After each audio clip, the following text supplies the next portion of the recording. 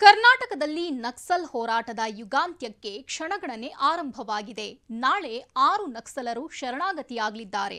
ಈ ಮೂಲಕ 24 ವರ್ಷಗಳ ನಕ್ಸಲ್ ಚಳವಳಿಗೆ ಪೂರ್ಣ ವಿರಾಮ ಬೀಳಲಿದೆ. ಪಶ್ಚಿಮ ಘಟ್ಟಗಳಲ್ಲಿನ ನಕ್ಸಲ್ ಹೋರಾಟದ ಯುಗಾಂತ್ಯ.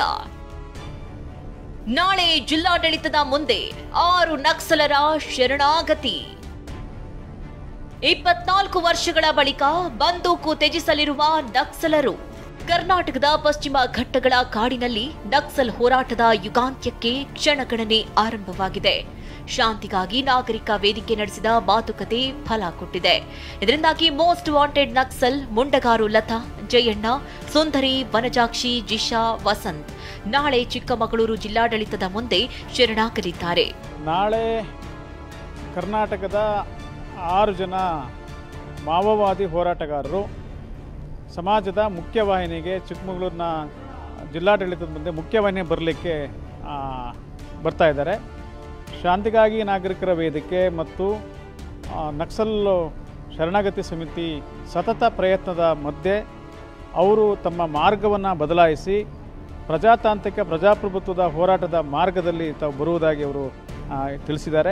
24 ವರ್ಷಗಳ ಹಿಂದೆ ಕುದುರೆಮುಖ ರಾಷ್ಟ್ರೀಯ ಉದ್ಯಾನವನ ವಿರೋಧಿಸಿ ನಕ್ಸಲ್ ಹೋರಾಟ ಜನ್ಮ ಎತ್ತಿತ್ತು. ದಶಕಗಳ ಈ ಹಾದಿಯಲ್ಲಿ ಅನೇಕ ನಕ್ಸಲರು, ಪೊಲೀಸರು ಪ್ರಾಣ ಬಿಟ್ಟಿದ್ರು. ಕೆಲ ವರ್ಷಗಳಿಂದ ರಾಜ್ಯ ತೊರೆದು ಕೇರಳ ಸೇರಿದ್ದ ನಕ್ಸಲರು 3 ತಿಂಗಳ ಹಿಂದಷ್ಟೇ ಮತ್ತೆ ಪ್ರತ್ಯಕ್ಷವಾಗಿದ್ರು. ಅರಣ್ಯದಂಚಿನ ಹಳ್ಳಿಗಳಲ್ಲಿ 7 ನಕ್ಸಲರು ಗನ್ ಹಿಡಿದು ಮತ್ತೆ ಸಂಘಟನೆ ಮೊರೆ ಹೋಗಿದ್ರು. ಆದರೆ ಎಎನ್ಎಫ್ ಎನ್ಕೌಂಟರ್ಗೆ ವಿಕ್ರಮ್ ಗೌಡ ಸಾವನ್ನಪ್ಪಿದ್ದಂತೆ ಉಳಿದವರು ತಣ್ಣಗಾಗಿ ಈ ಪೈಕಿ 5 ನಕ್ಸಲರು ಶರಣಾಗತಿಗೆ ಮುಂದಾಗಿದ್ದಾರೆ. ಆದರೆ ರವೀಂದ್ರ ಅನ್ನೋರು ಇದಕ್ಕೆ ಒಪ್ಪದೇ ದೂರವಾಗಿದ್ದಾರೆ.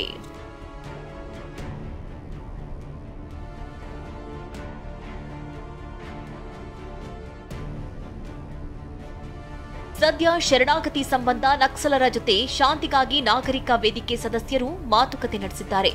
ಕಾರಿನಲ್ಲಿ ಚರ್ಚೆ ನಡೆಸಿರುವ ಫೋಟೋ ಕೂಡ TV9ಗೆ ಲಭ್ಯವಾಗಿದೆ. ನಾವು ಸಮಾಜದ ಮುಖ್ಯ ವಾಹಿನಿಗೆ ಬರ್ತೇವೆ ಎಂದ ಲತಾ. ಇನ್ನು ಶರಣಾಗತಿ ಬಗ್ಗೆ ವಿಡಿಯೋ ಮೂಲಕ ಮುಂಡಗಾರು ಲತಾ ಮಾತನಾಡಿದ್ದಾರೆ. ಸರ್ಕಾರ ನಮ್ಮ ಬೇಡಿಕೆಗೆ ಒಪ್ಪಿರುವ ಹಿನ್ನೆಲೆ ಶರಣಾಗ್ತಾ ಇದ್ದೇವೆ. ನಾವು ಪ್ರಜಾತಾಂತ್ರಿಕ ಸಾಂವಿಧಾನಿಕ ಹೋರಾಟ ಮಾಡ್ತೇವೆ. ಯಾವ ಕಾರಣಕ್ಕೂ ಜನಪರ ಹೋರಾಟದಿಂದ ಹಿಂದೆ ಸರಿಯಲ್ಲ ಅಂತ ಹೇಳಿದ್ದಾರೆ. ಅದೇ ನಾವು ಕರ್ನಾಟಕದವರು ಮತ್ತು ಕೇರಳ, ತಮಿಳುನಾಡು 6 ಜನ ಕಾಂಬಿನೇಷನ್ ನಾವು ಮುಖ್ಯವಾಹಿನಿಗೆ ಬರಬೇಕು ಅಂತೇಳಿ ಒಂದು ಡಿಸೈಡ್ ಮಾಡಿ ನಾವು ಈಗ ಡಿಸ್ಕಷನ್ ರೌಂಡು ಮುಗಿಸಿದ್ವಿ.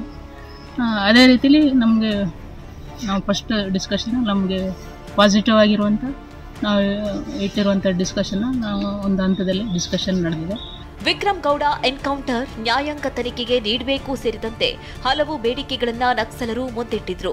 ಈ ಅಂಶಗಳನ್ನ ನಾಗರಿಕ ವೇದಿಕೆ ಸರ್ಕಾರದ ಮುಂದಿಟ್ಟಿದ್ದು ಸರ್ಕಾರ ಬಹುತೇಕ ಓಕೆ ಅಂದಿದೆ.